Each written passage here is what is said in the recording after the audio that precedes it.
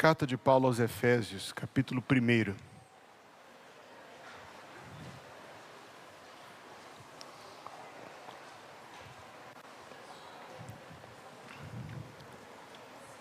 Em pé.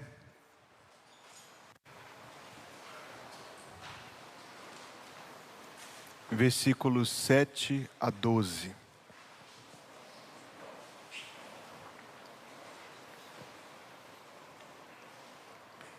Em quem temos a redenção pelo seu sangue, a remissão das ofensas, segundo as riquezas da sua graça, que Ele fez abundar para conosco em toda a sabedoria e prudência, descobrindo-nos o mistério da sua vontade, segundo o seu beneplácito, que propusera em si mesmo, de tornar a congregar em Cristo todas as coisas, na dispensação da plenitude dos tempos, tanto as que estão nos céus, como as que estão na terra.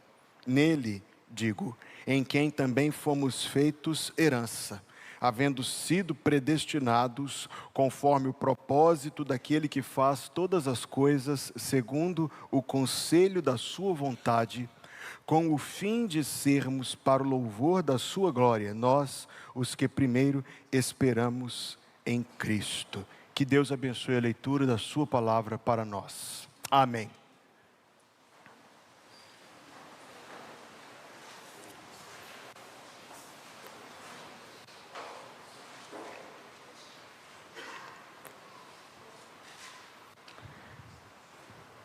A proposta que nós trazemos para os irmãos é que a cada domingo este ano, em que eu ocupar o púlpito nos cultos à noite, não sendo uma data comemorativa, que aqui não são poucas, eu pregue nesta epístola, continuando de onde deixamos no domingo anterior. É uma epístola riquíssima, a carta de Paulo aos Efésios, riquíssima. Ela nos apresenta duas verdades, eu gostaria de recapitular isto brevemente, duas verdades que não convém esquecer. A primeira delas, a grande salvação que Deus nos dá. Quão grande ela é, quão maravilhosa ela é, quão imensa, uma imensidão que deve nos deixar absolutamente tomados de senso de grandeza que nos leva à adoração, é a grande salvação. E se grande é a salvação, grande é o Salvador que Deus tem provido em Jesus Cristo. Esse é o primeiro grande tema da epístola e percorre, resumindo aqui de uma maneira grosseira, os 3 primeiros capítulos da epístola. Os capítulos seguintes, a segunda metade da epístola, capítulos 4, 5 e 6, ocupam-se do viver os privilégios dessa salvação, que ressaltam fundamentalmente, aliás, as duas verdades estão entretecidas uma na outra e em tudo que Paulo fala nesta carta, a grandeza da salvação e a centralidade da igreja nos propósitos de Deus, como a igreja ocupa um lugar central. Nós vivemos um tempo em que esta verdade precisa ser redescoberta. Muitos carregam uma ideia de que é possível viver uma vida cristã plena a parte de uma igreja bíblica, a parte do congregar-se, mas isto vai na contramão de todo o ensinamento do Novo Testamento, como temos visto. E nós descobriremos em mais alguns domingos, quando chegarmos na segunda metade do capítulo 2, que coisa absolutamente estonteante, bela, Deus faz quando constrói uma igreja. O mistério, eu estava falando sobre isso sucintamente na escola bíblica dominical hoje, o mistério que os profetas não conseguiram compreender, a igreja de Jesus Cristo. Cenas dos próximos capítulos.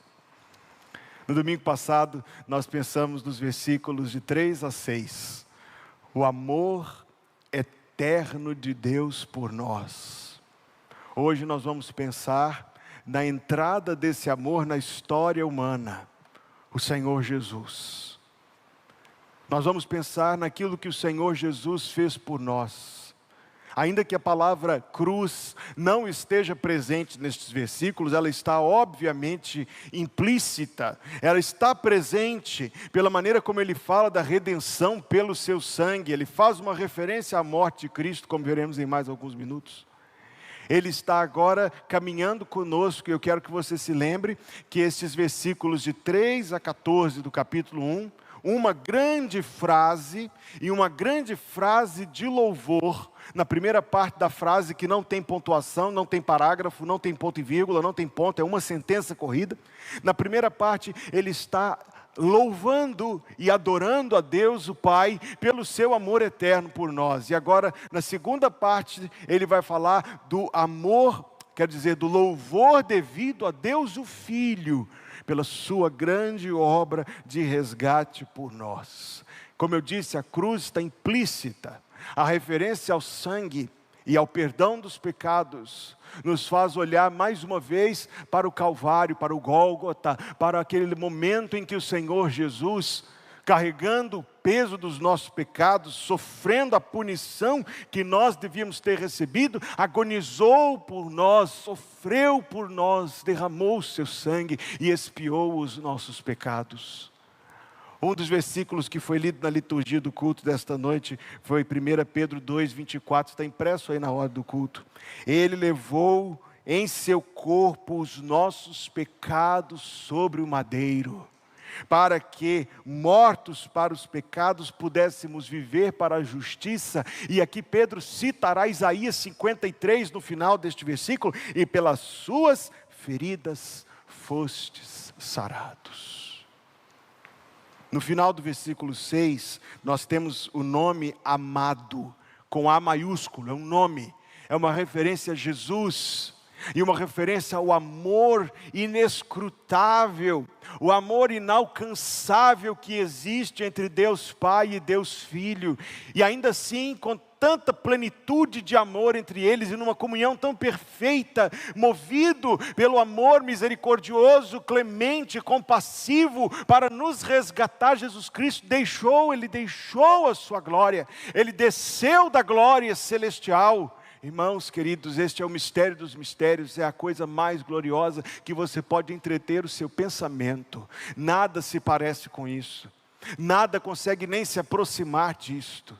Jesus deixou toda a sua glória. Essa música de criança, nada, ela me faz chorar toda vez que eu escuto. Jesus deixou toda a sua glória e veio ao mundo como um homem para nos salvar.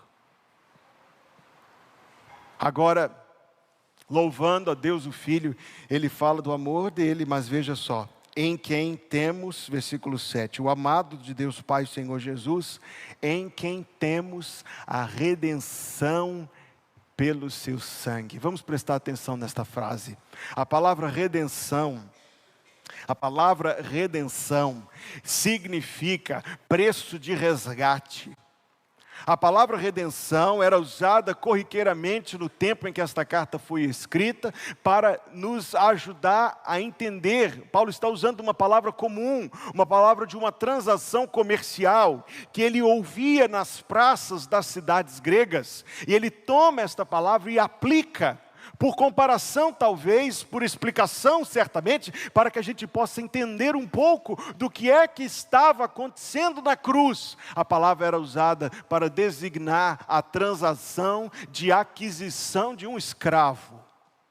Nas praças das cidades do século I ficavam expostos os escravos. Quem eram eles? Grande maioria, pessoas endividadas que não tinham como pagar as suas dívidas. Então eram executados e vendidos para que a dívida fosse paga. Não somente eram povos conquistados, espólio de guerra, que eram trazidos e expostos e comercializados e postos à venda para que se tornassem propriedade daquele que comprasse, para que, portanto, correspondessem a todas as exigências e ordens e necessidades daqueles que os adquiriram. Você está entendendo? Esse texto ele revela, por implicação, e há outros textos que deixam isso muito explícito, que o ser humano está escravizado. A gente preferia a palavra servo, praticamente sinônimo, mas ofende menos. O ser humano está escravizado. O ser humano é escravo. O Senhor Jesus disse isto. E os homens para quem ele disse isto, eram pessoas assim sobreexcelentes aos olhos de qualquer pessoa. Os homens a quem ele disse isso eram homens cheios de diplomas e de dinheiro e de religião. Mas o Senhor Jesus disse para eles: vós vós tendes por pai ao diabo. Ele disse isto, eu quero dizer de novo, para homens chiques, para homens que colecionavam diplomas e dinheiro, e reputação, e boas obras. Mas o Senhor Jesus disse a ele: vós tendes por pai ao diabo, e quereis satisfazer os desejos de vosso pai. O ser humano é um escravo, posto lá, exibido lá, como escravo, como alguém preso.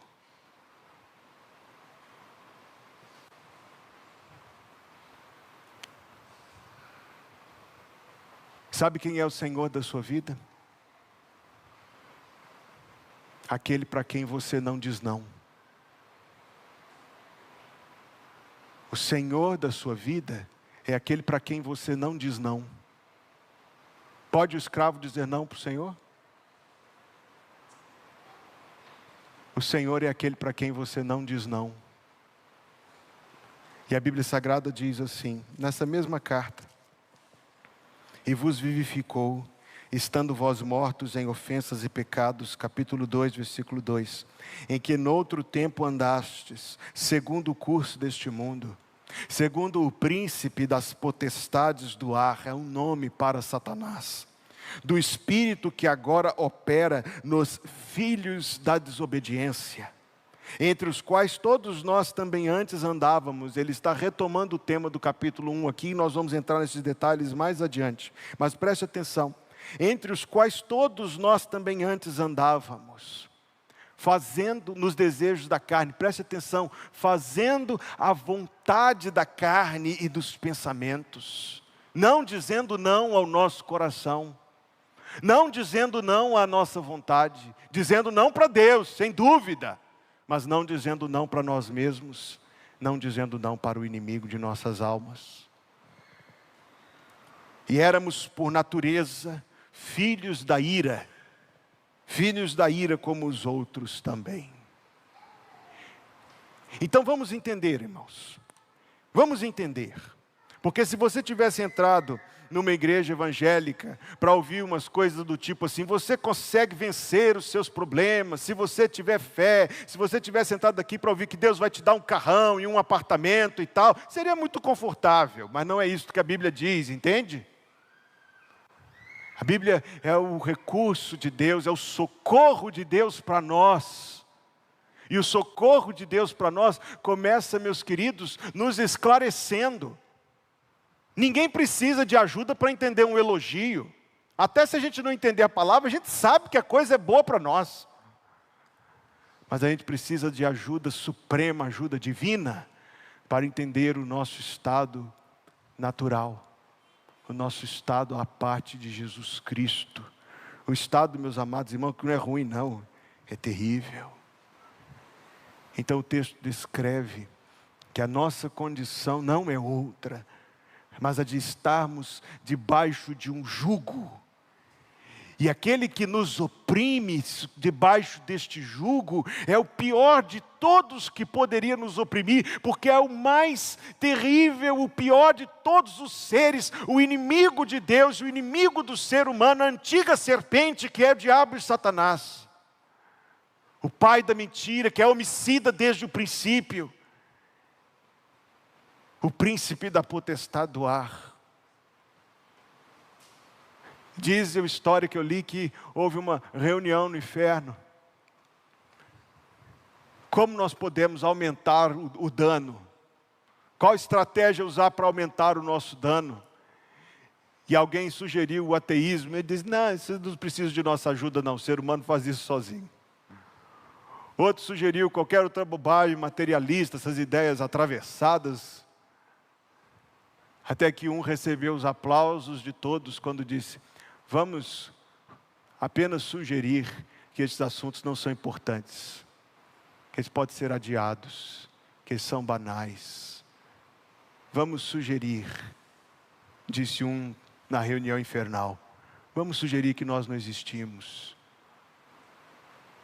Vamos sugerir que isso é história da carochinha.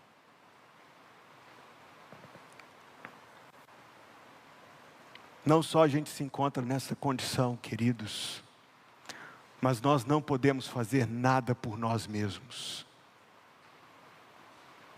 Nós não somente estamos nessa condição, mas nós não podemos fazer nada por nós mesmos. O Senhor Jesus disse assim: o que daria o homem pelo resgate da sua alma? Não temos o que dar.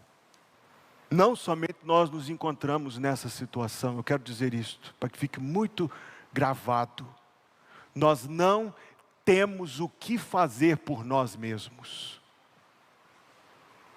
Nós não conseguimos sair dessa sozinhos. Todos os nossos esforços, tudo, não conseguirá nos tirar dessa situação. Nós precisamos de alguém que nos salve dessa situação.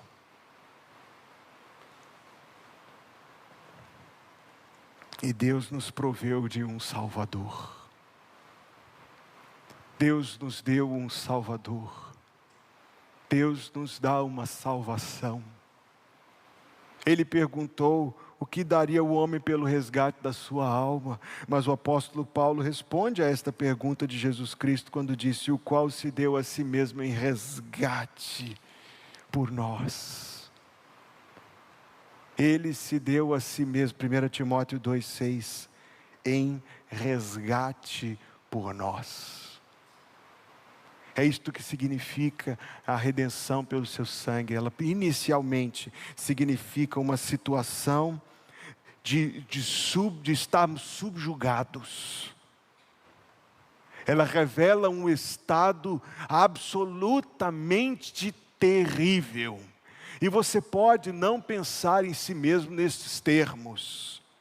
Talvez esta não seja a ideia que você faça de si mesmo. Afinal de contas, você pode ter 1000 ideias diferentes sobre si mesmo, contraditórias inclusive. Não se esqueça que é somente Deus que sabe toda a verdade. E Deus revela toda a verdade pela sua palavra. E a palavra que é a verdade nos revela a verdade do nosso estado. Estamos subjugados. Cada um dos filhos de Adão e Eva, estamos todos subjugados. E não conseguimos sair disso sozinhos. Precisamos de alguém que nos salve. E Deus nos dá um Salvador. A redenção pelo seu sangue. Ele se deu a si mesmo em resgate por nós. Então a menção, o louvor, o motivo pelo qual Paulo louva o Senhor Jesus Cristo, ele louva Deus o Pai pelo seu amor eterno, amor antes da fundação do mundo, mas ele louva o Senhor Jesus Cristo, porque no cumprimento deste plano eterno entre Deus Pai, Deus Filho e Deus Espírito Santo, ele abriu mão de toda a sua glória, rebaixou-se voluntariamente, sofreu a morte e morte de cruz, para derramar o seu sangue em redenção. A palavra é tão importante, redenção. Se ele não tivesse feito isto por nós, estaríamos hoje, agora e eternamente debaixo da maldição de Deus, separados de Deus, na escuridão, na morte, na maldição.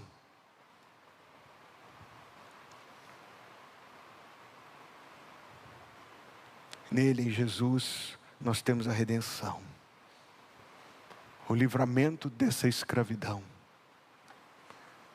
Mas agora outra coisa que você precisa saber, é que a palavra redenção, traduzida como resgate, ela quer dizer um preço que foi pago. Mas a palavra, eu disse que Paulo pegou uma palavra que ele ouvia lá na praça da cidade grega e trouxe para ajudar a entender o que Jesus Cristo fez por nós. Esta palavra em nenhuma instância se refere a uma alforria. Esta palavra não descreve uma alforria, ela não é a libertação do escravo, o escravo está livre. É a aquisição. Não é uma alforria. É uma aquisição. A redenção pelo seu sangue foi a morte substitutiva de Jesus Cristo por nós, com a qual Ele nos libertou. Mas em que termos Ele nos libertou? Nos termos em que Ele nos adquiriu. Era o homem que ia lá na cidade grega e estavam expostos os escravos, ele escolhia o escravo e pagava o preço, não para alforriá-lo, mas para adquiri-lo. É uma aquisição. E a Bíblia diz assim: sabendo que não foi com coisas corruptíveis como prata ou ouro que fostes resgatados da vossa vã maneira de viver que por tradição recebeste dos vossos pais, mas pelo precioso sangue de Jesus Cristo. E dirá em 1 Coríntios 6:20, fostes comprados por um bom preço. Glorificai, pois, a Deus no vosso corpo e no vosso espírito, os quais pertencem a Deus. Quer dizer, toda essa soma de maldição, toda esta soma de escuridão, toda esta soma de morte, toda esta culpa de pecados, tudo isto que estava acumulado contra cada um de nós, Jesus sofreu isto, absorveu isto, recebeu isto lá na cruz, para nos libertar destas coisas terríveis, ao mesmo tempo em que amorosamente Ele nos adquiria para si, para que fôssemos dele, propriedade dele, um povo dele, servos dele. A questão, querido, não é se você é servo ou não, a questão é servo de quem? A questão não é se é servo ou não, é servo de quem? Porque estar oprimido debaixo de um senhor mentiroso e assassino e mau é muito diferente de estar debaixo de um Senhor bondoso que nos ama, de um Senhor glorioso, do Senhor Jesus Cristo.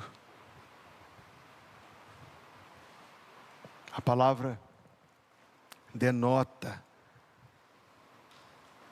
o propósito da vida remida, que é servir o Senhor, agradar o Senhor, honrar o Senhor, satisfazer o Senhor e atender o Senhor.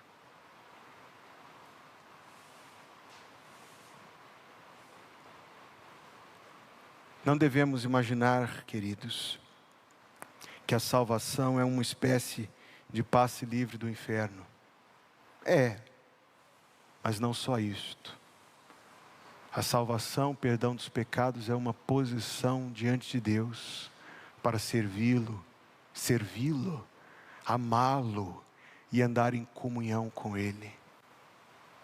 É muito estranho, portanto, que alguém pense a respeito de si mesmo que é salvo. É muito estranho, portanto, que alguém pense de si mesmo que tem o perdão dos pecados enquanto vive em pecados deliberadamente, voluntariamente. É muito estranho, portanto, que alguém diga ser um servo do Senhor e não lhe presta os préstimos do seu serviço. É muito estranho, portanto, que alguém afirme ter a esperança da vida eterna quando o seu interesse em Deus mesmo hoje é tão mínimo. É muito estranho. Não está de acordo, não harmoniza com o que nós temos aprendido sobre a salvação na Bíblia Sagrada. Volto ao texto. Em quem temos a redenção, o apóstolo Paulo, inspirado pelo Espírito Santo para escrever algo que é da parte de Deus, portanto inspirado, infalível e inerrante, não escreveu, temos a redenção pela sua morte. Mas ele quis ser específico, Deus o orientou a ser específico. Temos a redenção pelo seu sangue. E aqui está uma referência que o tempo não me permite entrar demais nela, mas está uma referência a todo aquele antigo sistema sacrificial do Antigo Testamento. Consulte o livro do Levítico e perceba que o caminho para que alguém pudesse se aproximar de Deus era um caminho eivado de sangue, trilhado de sangue, marcado por sangue. E a ideia é muito clara, é a ideia de culpa e de substituição em Jesus Cristo. Bendito seja o seu santo nome para sempre. Jesus Cristo fez isso por nós. Sem o sangue na cruz, sem a morte de Jesus, não haveria resgate. E pobres de nós, que estaríamos hoje, e por toda a nossa vida nesse mundo, e por toda a eternidade depois da vida desse mundo, condenados à maldição sem fim. Eu já disse que alguns dos versículos mais bonitos do Novo Testamento para mim são Hebreus 2, 14 e 15, que dizem assim: e visto como os filhos participam da carne e do sangue, isto é, são pessoas de carne e sangue, também ele participou das mesmas coisas, também ele se fez uma pessoa de carne e sangue, para que pela morte aniquilasse o que tinha o império da morte. Olha que versículo lindo isso aqui. Jesus venceu o diabo em nosso favor. O diabo que nos oprimia e enganava com as suas mentiras, debaixo do seu jugo de maldição, Jesus o venceu por nós. Irmãos, nós não poderíamos vencer o diabo. Quem somos nós para enfrentar o diabo? Mas o Senhor Jesus venceu o diabo por nós. E mais, e mais, e mais. Romanos 16, 20 diz que em breve o Senhor Jesus vai esmagar o diabo debaixo dos nossos pés. Há um dia no futuro em que o diabo vai estar humilhado, vai estar totalmente vencido. Ele já está vencido, ele vai estar totalmente vencido. E ele não poderá mais fazer mal nenhum, nem dano nenhum. E o Senhor vai nos ter dado plena vitória, plena vitória, plena vitória. Para que pela morte aniquilasse o que tinha o império da morte. Eu volto ao texto de Hebreus, isto é, o diabo. Agora veja o que diz 2,15, Hebreus 2,15. E livrasse todos os que com medo da morte estavam por toda a vida sujeitos à servidão. Ele está louvando o Senhor Deus, o apóstolo Paulo. Ele está louvando a Deus o Pai pelo seu amor por nós. E agora ele está louvando a Deus o Filho, porque em Jesus nós temos a redenção pelo seu sangue. Mas volta ao texto de Efésios, em quem temos a redenção pelo seu sangue, a remissão das ofensas. A remissão das ofensas. Outra tradução diz, o perdão dos pecados. Pode parecer um absurdo, mas é verdade. À luz dos postes urbanos, olha que coisa, é um absurdo. À luz dos postes urbanos, dos apartamentos, dos carros, das casas, veja que absurdo. A luz urbana ofusca a luz das estrelas. Você sabia disso? Não é um absurdo, não é uma ofensa. Não é um desdém inconcebível. Com a lâmpadazinha miserável, desculpe, mas uma lâmpadazinha ofusca uma estrela, é um despautério. Vai para o interior para você olhar para o céu à noite, para você ver o que é a criação de Deus. Pode parecer um absurdo, mas a luz urbana oculta a luz das estrelas. O som das motos e das buzinas consegue abafar uma linda orquestra filarmônica. Pode parecer uma ofensa, mas o verniz envelhecido oculta a beleza de uma grande pintura. Da mesma forma, as mentiras do mundo tiram a nossa percepção de quão grande é a salvação que Deus nos dá. A frase, o perdão dos pecados, não pode ser lida de maneira tão casual. E se ela não desperta em nossos corações a mais rompante adoração, é porque a luz urbana está ofuscando a luz das estrelas. Nós vivemos num mundo que droga a sua própria consciência para ela parar de doer. Nós vivemos num mundo que intoxica e entorpece e amordaça a sua consciência. para não sentir a culpa dos pecados, para não sentir a sua separação de Deus, para não sentir, inclusive mudando os padrões de certo e de errado, de luz, de trevas, de morte e vida, de bem e de mal, exclusivamente com o objetivo de remendar uma cobertura para a sua consciência doída, para entorpecê-la, intoxicá-la, amordaçá-la, para não ter que encarar a realidade do desespero e da falta de paz. Então o mundo diz: vamos fingir que nada disso é verdade, e vamos viver as nossas vidinhas aqui tranquilas, dizendo para nós mesmos algumas mentiras reconfortadoras. É dar dipirona para uma pessoa com câncer, a dor passa, é claro que passa, mas a doença não. E o próprio analgésico, você sabe disso, ele perde o efeito com o tempo e nada pode aplacá-lo. Mas o câncer do pecado tem cura. Os nossos pecados, irmãos, tão pesados. O pecado que destrói a nossa vida, o pecado que destrói o nosso casamento e a nossa família, como eu preguei hoje de manhã. O pecado que tira a nossa paz. O pecado que faz a nossa vida ser uma vida infeliz e vazia. Em Jesus nós temos, pelo seu sangue, o perdão dos pecados. O perdão dos pecados. Bem-aventurado, escreveu o salmista, bem-aventurado aquele cuja transgressão é perdoada, Salmo 32, e cujo pecado é coberto. Bem-aventurado o homem a quem o Senhor não imputa maldade, e em cujo espírito não há engano. Quando eu guardei silêncio, envelheceram os meus ossos pelo meu bramido em todo dia, porque de dia e de noite a tua mão pesava sobre mim, e o meu humor se tornou em sequidão de estio. A pessoa que vive desobediente está agora no desfavor de Deus, recebe de Deus muitas bênçãos, saúde, muitos livramentos, muitas provisões, disso não há dúvida, mas está no desfavor de Deus agora, e caminhando para o desfavor de Deus eterno. Ele está dizendo isso: a tua mão pesava, a minha consciência pesava, a minha vida ficou uma vida sem paz, uma vida sem felicidade. Confessei-te o meu pecado, a minha maldade não encobri. Dizia eu: confessarei ao Senhor as minhas transgressões, e tu perdoaste a maldade do meu pecado.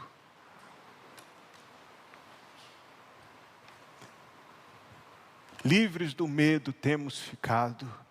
Cristo morreu levando o pecado.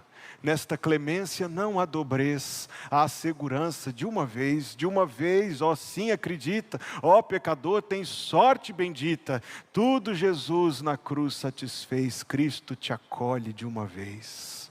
Ao malfeitor que a pena merece, vida e perdão Jesus oferece, clama por graça com avidez, Cristo te acolhe de uma vez.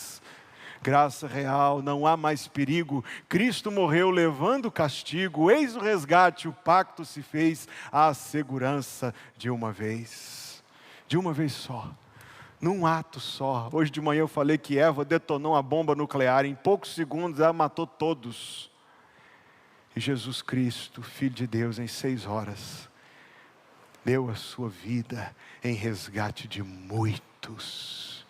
Glória a Deus, ao Senhor Jesus Cristo, irmãos. Eu aprendi algo sobre perdão essa semana. Eu estive em semana de aula, a gente volta com conhecimento novo, né? O perdão, eu aprendi algo muito interessante, observe isso aqui. O perdão é um ato em que a pessoa que está perdoando faz uma promessa, sabia disso? Para mim foi novidade. O perdão é uma promessa tríplice. Quando alguém te procura e te pede perdão e você diz: eu te perdoo, talvez você diga isso até com o coração ainda doendo, talvez você só diga isso porque tem um versículo que manda você fazer isso. Se Deus não tivesse dito isso, eu não faria, né? Mas quando você diz que está perdoando, você está fazendo uma tríplice promessa. A primeira, você não vai julgar mais isso na cara da pessoa. A segunda, você não vai mais falar disto para ninguém. E a terceira, você não vai permitir que isto interfira no relacionamento entre vocês dois. Quando nós buscamos a Deus em Cristo, Se confessarmos os nossos pecados, Ele é fiel e justo para nos perdoar os pecados e purificar de toda injustiça. Quando nós buscamos a Deus pedindo perdão, Deus nos diz as mesmas 3 coisas. Primeiro, Ele nunca mais vai nos acusar. Ele julgou no mar do esquecimento. Ele julgou para trás de si, como diz a Escritura Sagrada. Deus não retém os nossos pecados contra nós mais. Deus não vai falar disso para os outros, obrigado, Senhor. E Deus não permitirá que os nossos pecados interfiram na nossa comunhão com Ele mais. Isso é perdão. E é isto que Deus em Cristo nos dá. Ok, meu tempo está passando. O Senhor Jesus nos deu a redenção pelo seu sangue, a remissão das ofensas, o perdão dos pecados, segundo as riquezas da sua graça, que Ele fez abundar para conosco em toda sabedoria e prudência. Eu não posso entrar em muitíssimos detalhes aqui, embora seja um cacho muito cheio, se a gente espremer, sai copos e copos e copos de suco. Mas o que está dizendo aqui é que a salvação, a redenção, o perdão dos pecados, é o início de uma caminhada transformadora da graça de Deus na nossa vida. Essas são palavras, quando fala de sabedoria, de prudência, versículo 9 fala de descobrindo o mistério. A gente normalmente se aproxima dessas coisas com ares assim, meio supersticiosos, e a palavra de Deus não dá margem para essas coisas. As coisas de Deus são claras, as coisas de Deus são objetivas. Aquilo que Deus não revelou, Ele não revelou, mas aquilo que Ele revelou para a gente entender, para a gente compreender, para a gente crer. Então Ele está nos mostrando que essa mesma salvação que resgata e que perdoa os pecados é a graça que começa um trabalho na nossa vida, e um trabalho que é até meio admirável isto, eu admito, mas que passa a nossa compreensão, sabedoria, prudência, descobrindo-nos o mistério da sua vontade. Deus nos dá uma nova mente em Cristo Jesus. Não é isso que está lá em 1 Coríntios? Vós tendes a mente de Cristo. As coisas espirituais espiritualmente se discernem, diz a mesma carta 1 aos Coríntios. Deus pega a gente como se fosse uma criança pobre. Imagine isso, e Deus nos dá uma bolsa de estudo no Colégio Batista, não vou falar outra, né, gente? Deus nos dá uma bolsa de estudo no Colégio Batista. Mas Deus não nos dá a bolsa de estudo, Deus dá a bolsa de estudo, Deus dá o material escolar. Aí Deus pega e chega a ponto de adesivar os cadernos para a gente, encapa os livros, bota a mochila. Deus proveu lanche na lancheira, as frutas picadinhas, pão caseiro. Deus senta todos os dias conosco para fazer a lição de casa. O que eu estou tentando usar aqui é a forma como Deus opera em nós um novo entendimento. O versículo já foi citado neste culto, mas eu quero citar de novo. Rogo-vos, pois, irmãos, pela compaixão de Deus, que apresenteis os vossos corpos em sacrifício vivo, santo e agradável a Deus, que é o vosso culto racional. E não vos conformeis com este mundo, mas sede transformados pela renovação do vosso entendimento. Como você vive a boa, perfeita e agradável vontade de Deus? Pensando biblicamente. Você precisa pensar biblicamente para você poder fazer tudo o que Deus se agrada e para você poder usufruir a bênção de Deus em tudo. Não basta agir aparentemente biblicamente, é preciso pensar biblicamente. Deus nos educa, Deus nos transforma de dentro para fora. Deus poderia fazer isso de maneira automática, mas Ele não faz. Ele faz isso ensinando-nos as verdades da sua vontade pela Bíblia Sagrada. E o Espírito Santo sendo o nosso auxiliador a crer na Bíblia e praticar a Bíblia e pensar biblicamente para viver biblicamente, que é uma forma que agrada a Deus. E sabe qual é o resultado deste processo? É que todas as coisas que este texto fala que Deus faz em nós, olha que legal isso aqui, são coisas que nós vemos em Jesus. O texto fala que Deus quer que nós sejamos santos e irrepreensíveis. Eu falei desse texto domingo passado, porque Jesus é santo e Jesus é irrepreensível. O texto fala que nós fôssemos filhos adotivos. Jesus é o Filho unigênito. Aliás, sabe que o nome unigênito antecede ao Calvário. Veja que coisa maravilhosa da palavra de Deus. O nome unigênito antecede ao Calvário. Após o Calvário, ele não se nomeia mais unigênito, ele se nomeia primogênito, porque outros entraram quem? Nós. Para a glória de Deus, entramos na família de Deus. Vede quão grande amor nos tem concedido o Pai, a ponto de sermos chamados filhos de Deus. diz a primeira carta de João, capítulo 3. Para que fôssemos agradáveis a si, diz o versículo 6, como Jesus Cristo é agradável a Deus, a ponto de Deus ter dado testemunho dele, dizendo: este é o meu Filho amado em quem me comprazo, para que fôssemos, diz o versículo 5, diz o versículo 12, diz o versículo 14, para que fôssemos para o louvor da sua glória, como Jesus Cristo foi. O final deste processo em que Deus vai transformando, e o nome deste processo é santificação, é que a mesma graça que nos tirou da escravidão do pecado e que nos dá o perdão das ofensas, é a graça que nos transforma progressivamente, na imagem de Cristo, em semelhantes a Jesus Cristo. Isso aqui é uma coisa tremenda. E é a mesma graça que nos levará à culminação da história, descobrindo-nos o mistério da sua vontade segundo o seu beneplácito que propusera em si mesmo, de tornar a congregar em Cristo todas as coisas. Agora ele faz uma referência ao porvir. Na dispensação, ó meus alunos da EBD, essa palavra aí, ó. Na dispensação da plenitude dos tempos. Ele está falando de um tempo por vir. Ele está falando de um tempo por vir, em que o pecado não estará mais presente na nossa vida. Não haverá mais maldição nem morte. Satanás será banido. A plenitude do Espírito não será uma experiência momentânea, mas será algo perene nas nossas vidas. Nós de Jesus Cristo seremos perenemente cheios do Espírito Santo.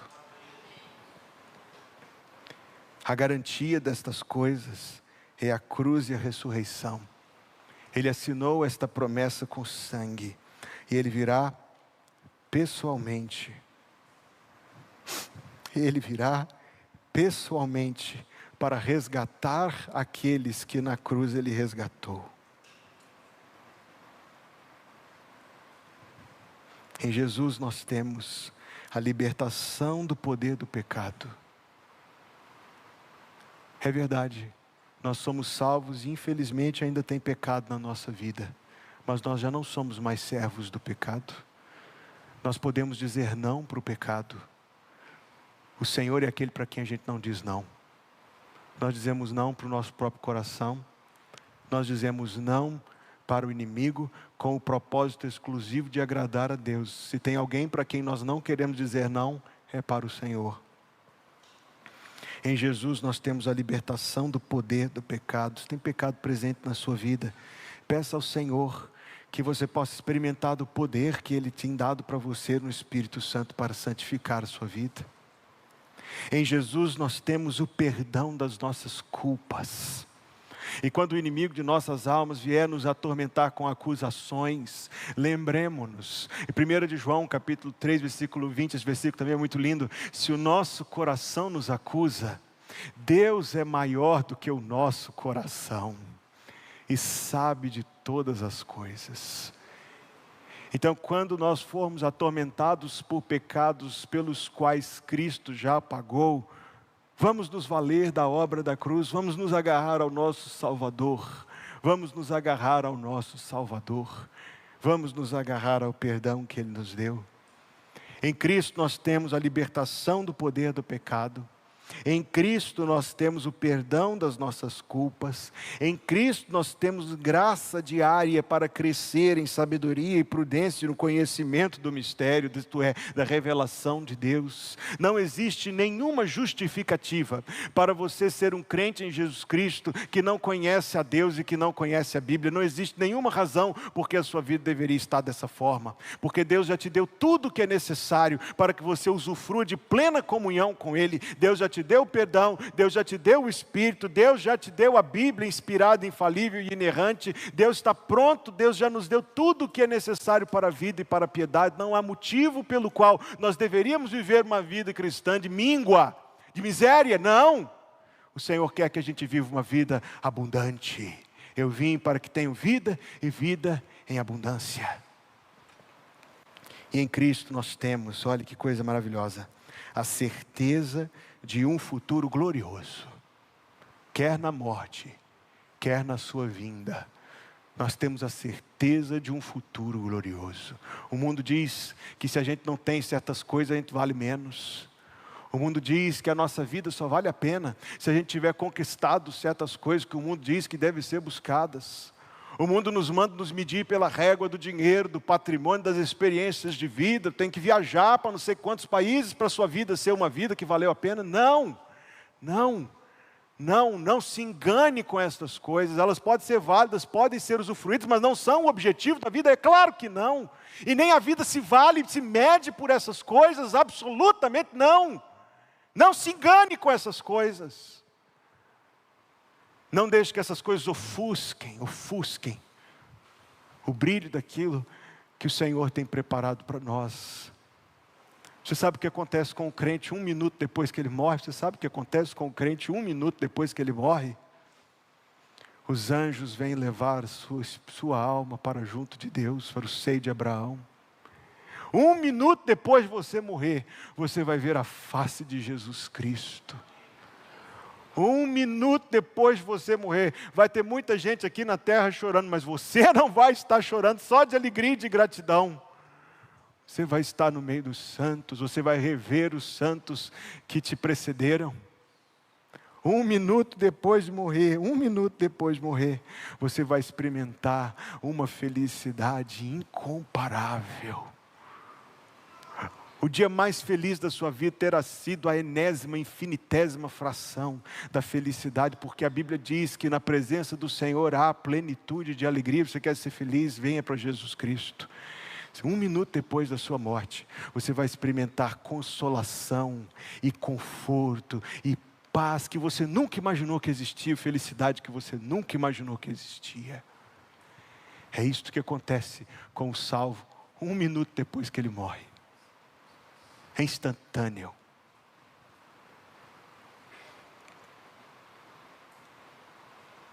Mas a nossa mente recua de imaginar o que acontece com o perdido 1 minuto depois da sua morte. Se as pessoas que estão no céu pudessem falar conosco hoje, elas diriam para você assim: agarre-se a Jesus e venha para cá. E se as pessoas que estão no inferno pudessem falar conosco hoje, elas diriam assim: agarre-se a Jesus e não venha para cá.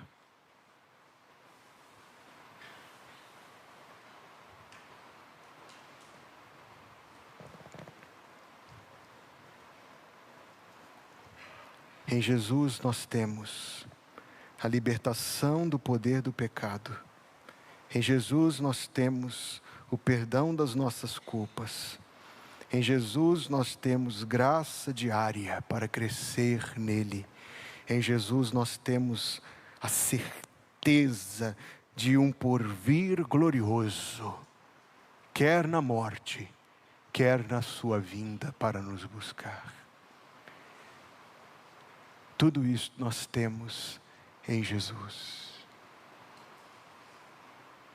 Você tem estas coisas? O Senhor trouxe você aqui esta noite para ouvir esta mensagem. Você tem esta certeza da vida eterna no seu coração? Você sabe o que vai acontecer com você 60 segundos depois de você morrer? Ah, pastor, eu gostaria muito de ir para esse céu, mas a Bíblia nos diz que isso não é um gostaria, um tomara que. Isto é uma certeza que nós temos em Cristo. Pela nossa confiança em Cristo, pela nossa esperança em Cristo. Talvez você não tenha entendido tudo o que eu falei aqui, talvez tenha muita coisa nova para você. Mas saiba que Deus pode te dar pleno entendimento destas coisas. E a igreja está aqui para te ajudar a compreender todo o propósito de Deus revelado na Bíblia Sagrada. Por que você não dá um passo hoje em direção ao Senhor? Por que você não dá um passo hoje em direção ao Senhor? E o Senhor, sem dúvida, vai te acolher com graça e com misericórdia. Eu vou pedir toda a igreja para estar orando agora, por favor. Eu pedi toda a igreja para estar orando e eu vou orar.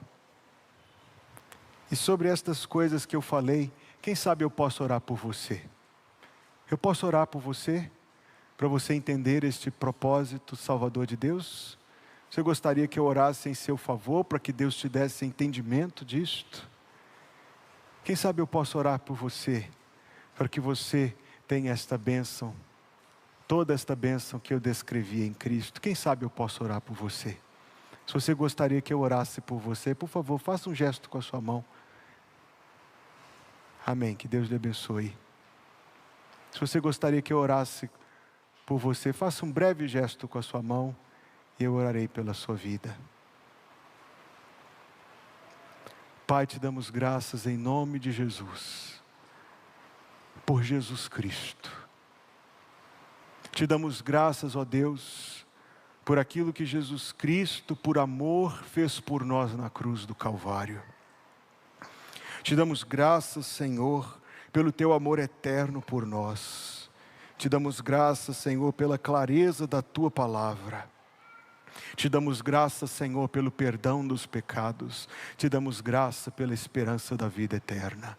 Tu, ó Deus, que conheces os corações, pedimos que dês graça a cada um e a todos, para entender a mensagem que o Senhor falou conosco esta noite. E pedimos que dês graça, Deus, a todos os corações que precisam entender esta mensagem. A mensagem da salvação e do perdão dos pecados. Agora, Senhor, te agradecemos por este culto e te agradecemos pela bênção de começar a semana em comunhão com os irmãos, tendo um dia inteiro na tua presença, Deus.